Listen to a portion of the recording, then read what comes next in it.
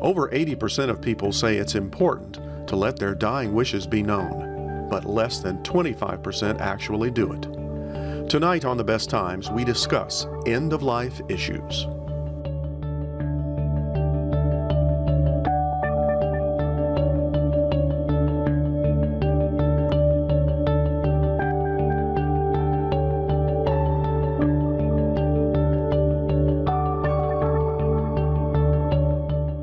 Funding for The Best Times is provided by... Since 1988, the H.W. Durham Foundation has been focused on aging issues, providing grants to programs like The Best Times to enrich and improve the quality of life for our older citizens. The Best Times is the only monthly news magazine exclusively for the age 50-plus reader.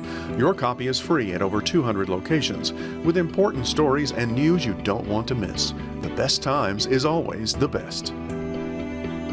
Trezevant, a life care community, a celebration of life. The responsible decision for your well-being now and in the long term. And being responsible has never been such a hoot. TrezevantManor.org.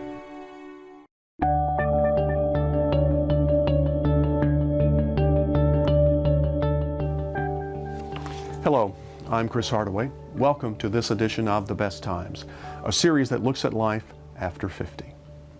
The phrase end of life is an uncomfortable one. We don't want to talk about dying, certainly not our own death, or the death of a loved one.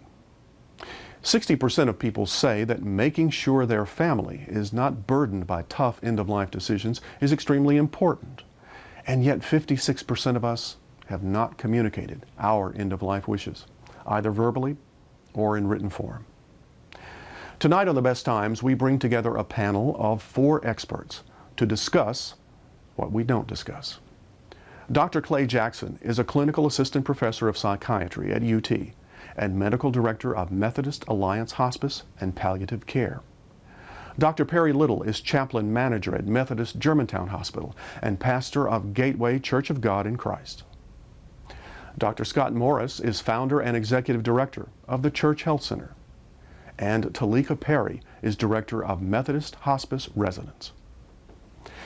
We begin our discussion talking about the conversation that people are reluctant to have with their loved ones.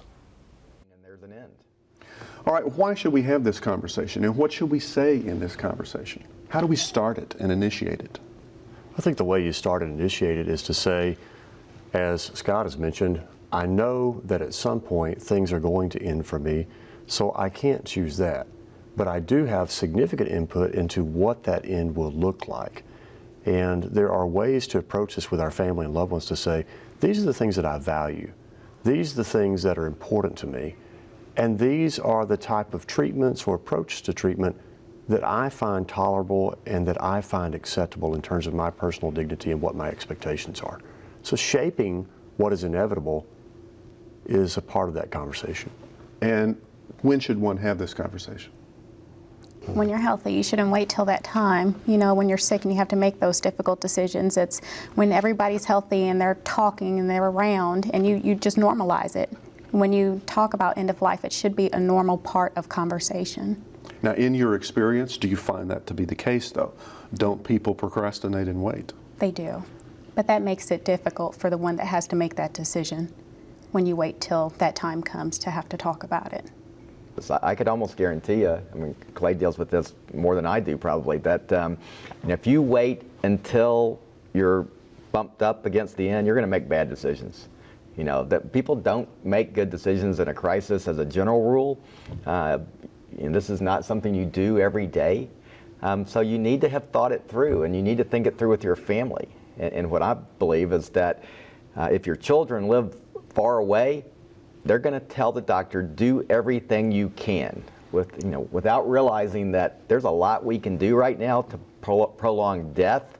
It may not be about prolonging the quality of life that people have, but the doctor can do a lot about prolonging death, and none of us want that. We all sort of envision that we're going to either die suddenly so we won't have to worry about these things, right, or perhaps that we'll have time. We'll have time to think about it. But that's really not the case for the majority of us, and I think that our mental capacities may be diminished in such a way, or our communication capacities may be diminished in a way that we can't communicate with family when we finally see that the end is coming. I'm struck, Chris, by the idea that we talk about financial planning from the time we're 21 years old. We don't wait until retirement to talk about retirement and financial planning. So if money is taboo, but we found a way to talk about that in our culture, I think the way in which we're going to have medical treatment when we're debilitated or we have life-limiting illness, we should move further back in our lives and think about that with families while we're healthy. Do you think our culture has a death phobia? I would think so. I think we kind of think that death is optional.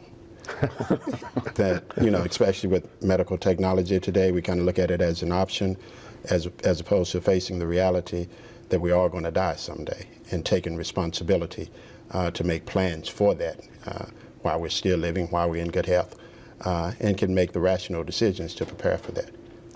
Jewish culture, Hindu culture, Christian culture, Muslim culture, we have a rich and very religious heritage here in the Mid-South, and yet as very religious people, we still don't embrace death as being part of life.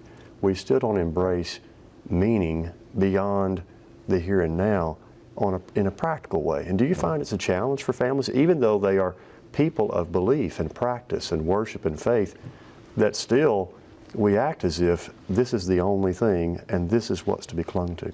When you talk about preparing for death, faith is, for most people, this kind of preparation for death, but at the same time, we don't believe we're going to die, so we won't take the necessary actions to kind of put things in place to say that this is what I want done, this is how I want to be treated when I come to those final stages. So the problem I find is that we have come, no matter what your religious point of view, what we believe in is Plato. Because Plato said that your body is the prison house of the soul. And from a spiritual point of view, we are looking to care for the soul, care for our spirit, and the body is actually a bad thing.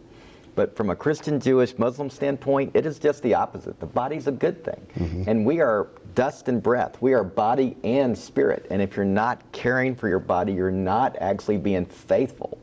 That's the message that we have figured out a way around. We believe more in Plato and Descartes than we do in Jesus, Paul, Moses, and Buddha. Yeah. I want to talk about roles. Let's talk about the role that a minister or a chaplain should play in encouraging people to have this conversation and then helping them through it. What's the role that religion and spirituality should play?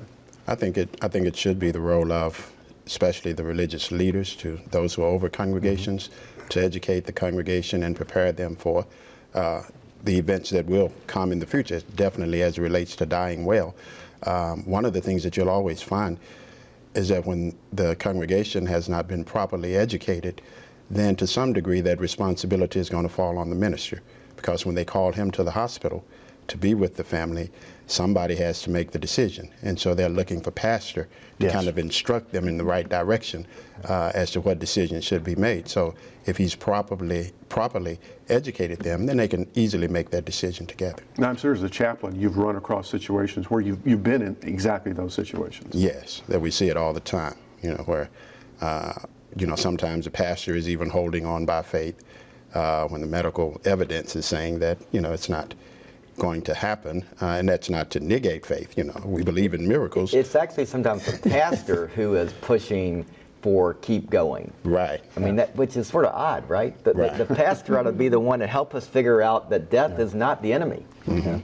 In the church or in the synagogue or the temple, why wait until a minister or clergy is called to the hospital? Why not have it in an elder class, in certainly in a Christian church, a discipleship training program? There would be a great time to have a class on it, and it's so much easier to talk about end of life, palliative care, hospice, when we're talking to 20 or 30 people than if we're looking straight at you saying, okay, Bob, now's the time that we need to talk about your death. I think it's easier for us to embrace information when it's general information for the group. Yeah. And Clay, I don't think the conversation ought to be just about people over 50. It's a family deal. Okay. Because if you're 25 and you're in a car accident, we're now dealing with the issue, right? And so this is about how we see ourselves as a family. And the beauty of the 5 wishes is that one of the things you do is create what is often referred to as an ethical will. You know, what are those things I care about in my life that I want to pass on to my children, my grandchildren? You know, it's not just how do I pass on my material possessions. It's how do I pass on the things that matter about life. And so this is not a morbid conversation. This is actually a joyful conversation. Right. And Thanksgiving's a perfect time to give thanks for that. And you had said before, you know, make that a time to begin the gift-giving season. But it doesn't have to be just Thanksgiving. You can do it any time that works for you. It could be your birthday. Any family gathering is a great time to talk about these issues. One of the things that Talika does at the Methodist Hospice Residence is when a patient comes in, we have a sheet that says, this is what my loved one is like. These are the favorite colors, these are the favorite meals, these are things that are important to them. And so when we're reviewing that patient in our care plan, we talk about who that patient is as a person, not just a person with advanced lung disease or advanced heart disease. This is a person who has a dog that they cherish. So that's one of my favorite times of our clinical meetings and administrative meetings, is learning about the patients. As you said, we're not just talking about death, we're passing down gifts to others. And I have no doubt, Perry, that you stood with some families who are around a loved one, they're seriously ill with life-limiting illness. And so here's 2 different families. One family has the information that they need to make their decisions. Another family is in complete chaos and shock because they don't know what to do. And they're turning to the pastor, the doctor, the nurse, the cousin from California. They don't know where to turn because they're both facing life-limiting illness in their loved one. They both got that emotional trauma. But the family who doesn't know, they haven't been given the gift of knowledge. They have an intellectual and mental trauma because they don't know the right decisions to make. So a great gift is to let your family know what you want done. It is, and it's a huge difference, even at our hospice facility, when families are prepared and they've already had those discussions, the difference that it makes, it's much more a peaceful, serene situation than when they're having those conversations at that moment. It's pure and utter chaos. So you can tell the difference when it's prepared and when it's not. Are doctors prepared for end-of-life discussion? No, we're woefully unprepared, Chris. And one of the problems is we have the same problem that our patients have, in that we grossly overestimate how much time is left. In fact, there's a study that shows that oncologists, who are the primary oncologists and see the cancer patient, typically overestimate time left by a factor of 9.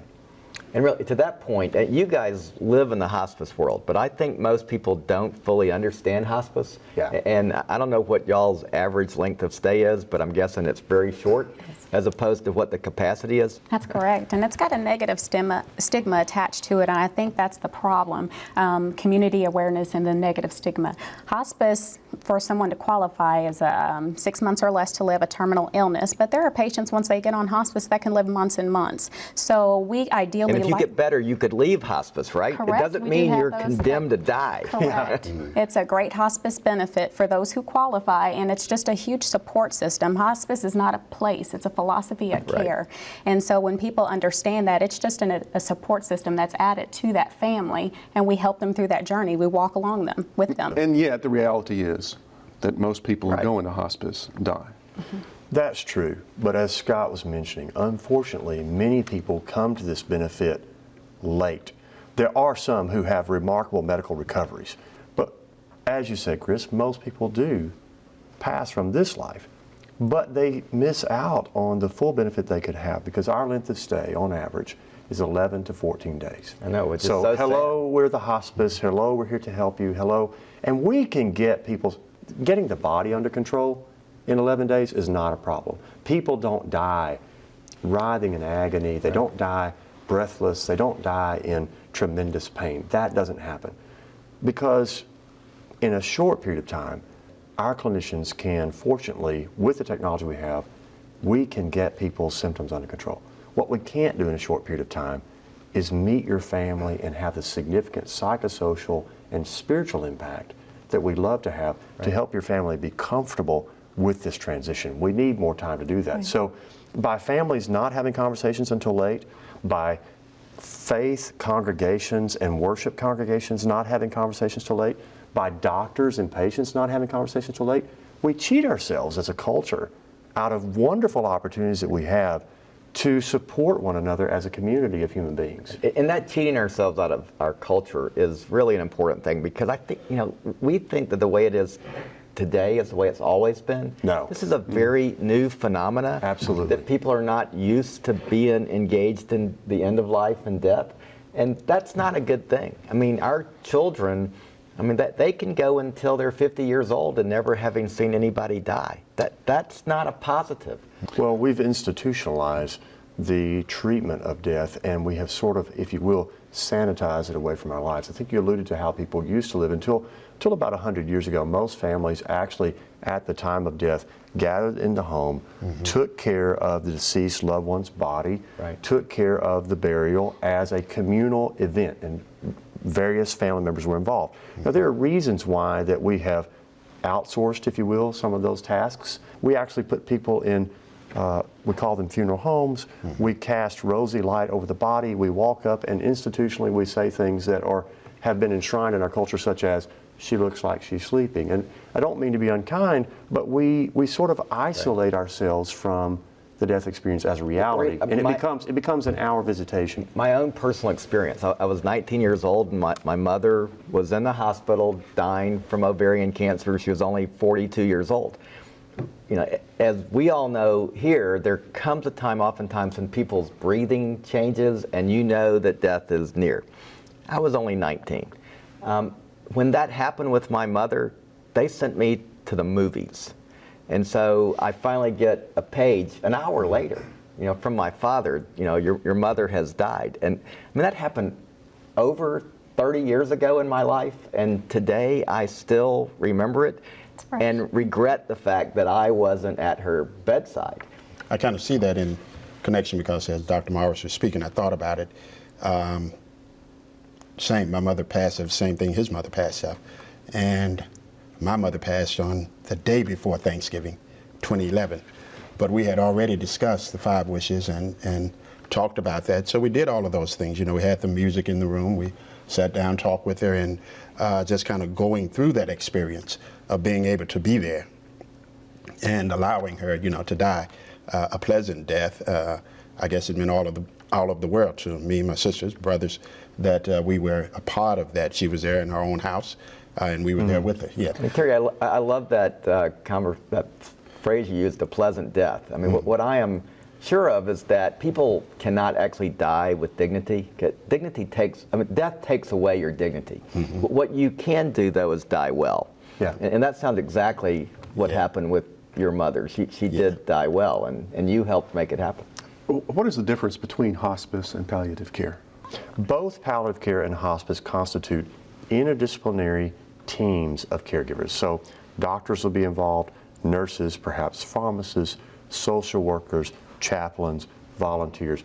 It's a way of wrapping a care team around that patient that's not just about, we need more penicillin over here, or we need to adjust the ventilator over there.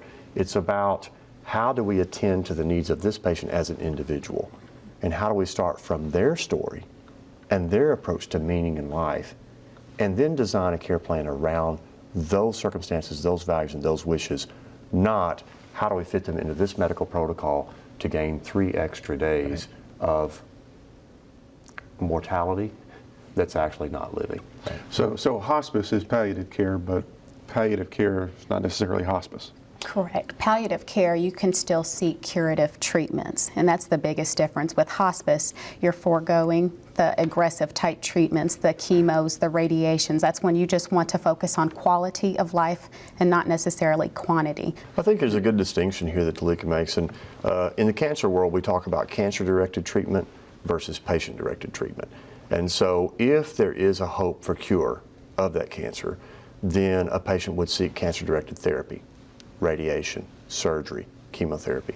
In the hospice world, we would say, okay, we're not going to focus on treating the cancer, we're going to treat you. And so we might give pain medication, we might give medication for breathing, nausea, different problems that the cancer might cause in the body, but we don't try to eradicate the cancer. So what doesn't belong in hospice? Now, we do blood transfusions in hospice, we may even do radiotherapy. We may do all types of different treatments that are directed to make the patient feel more comfortable.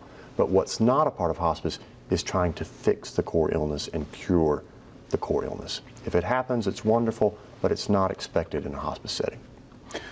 All right, we've talked about all the decision making, but eventually you've got to put it down on paper. So Okay. let's talk a little bit about the advance directives. And I know that you like the 5 wishes. Tell me about the 5 wishes. What is that document? What kind of questions does it ask? How do you go about filling it out? But basically, what the 5 wishes does is allows the individual to select somebody who will be the primary caregiver if they're unable to take care of themselves, make the decisions for them, say how they want to be treated. It also allows you to put in writing what it is that I want done prior to getting to a point where I can't speak for myself.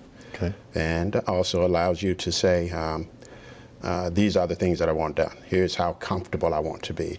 I want to make sure that if I'm running a fever, cool towels put on my head, or I'm bathed every day, those kind of things that you can't do for yourself anymore, but you have it as one of your wishes that you want this to be done. And even to the extent of saying what I want my family members to know, that I love them, that I care about them, that I forgive them of everything that they've done that may have been wrong, and those kind of things that you put in writing, and how powerful that is for your loved ones to hear it, seeing you or after you've gone on, to know that these are the things that you wrote and these are the things that you requested prior to getting to that state of dying. There's another document called a physician's order for scope of treatment, or a POST form. And that is a Tennessee endorsed form that lets your care team know exactly what you want. So make sure that you've done some sort of advance directive. The 5 wishes is an excellent example. It doesn't require a lawyer.